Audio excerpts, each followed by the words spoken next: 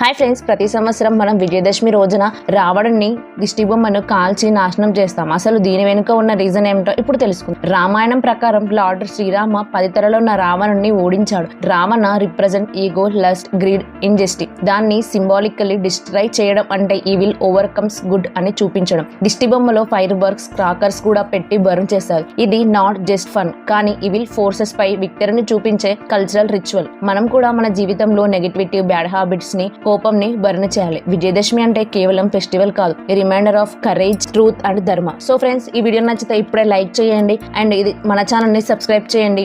కొన్ని తప్పులు ఏంటంటే పసుపులు గుయ్యడాలు, గాజులు పెట్టడాలు, చెవులకు పెట్టడాలు, కాళ్ళ పట్టీలు, ఇవన్నీ ఏది పెట్టుకోవద్దు. మగవాళ్ళు, ఆడవాళ్ళు పెట్టుకోవచ్చు. మన అమ్మవారి మాలేశ్వరం మనం చేయాల్సింది ఏంటంటే కామ, క్రోధ, లోభ, మోహ, మద, మాత్సర్యాలు వాటిని వదిలిపెట్టాల్సింది అవి. ఈ మాల వేసుకున్న దగ్గర నుంచి మాల తీసిన తర్వాత కూడా వదిలిపెట్టాలి వాటి. దీని యొక్క కాన్సెప్ట్ అది. మాల యొక్క కాన్సెప్ట్ ఏంటంటే మనకు మంచి జరగాలని చేయాల్సింది అది.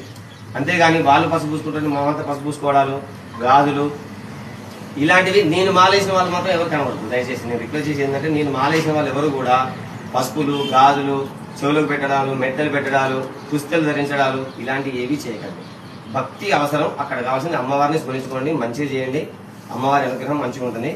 మనం తేడా చేస్తే మాత్రం గణపతి లాగా కాదు, అమ్మవారికి సంబంధించి అమ్మవారి పూజా విధానం, అమ్మ శక్తి స్వరూపం.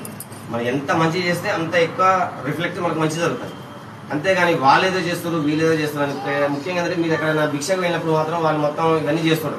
ఇప్పుడు మీరు చేస్తున్న ఈ విధానం నేనే కాదు, ఏ ఒక్క బ్రాహ్మణుడు కూడా ఒప్పుకోడు.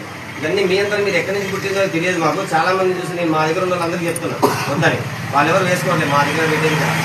వాళ్ళు కూడా ఎక్కడికైనా వెళ్తే మాత్రం వాళ్ళు ఇంత బలవంతంగా చూస్తున్నారు, చాలా పనులు చేయడం చేస్తారు. కానీ ఇలాంటివి మాత్రం దయచేసి ఏం చేయలేదు. 12 తర్వాత భోజనం చేయండి. సాయంకాలం కూడా సూర్యుడు అస్తమించిన తర్వాత మళ్ళీ చల్లీల స్నానం, ఆ తర్వాత టిఫిన్ తీసుకోవాలి. భిక్ష ఉదయం ఒకటే భోజనం, ఒకటే టిఫిన్, రెండు మనం చేయాల్సినటువంటి.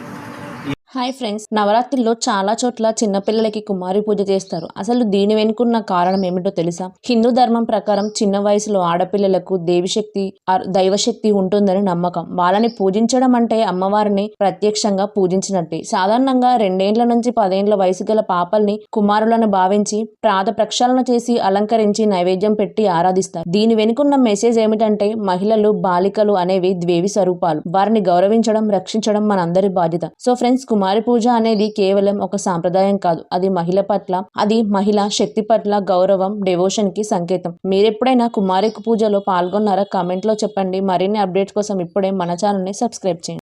గణపతి బప్ప, గణపతి బప్ప, చప్పట్లు. జలో బోలో గణేష్ మహారాజ్ కి, బోలో గణేష్ మహారాజ్ కి, జై బోలో గణేష్ మహారాజ్ కి.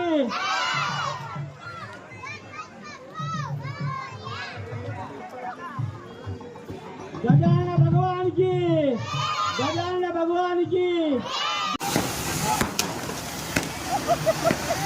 गणपति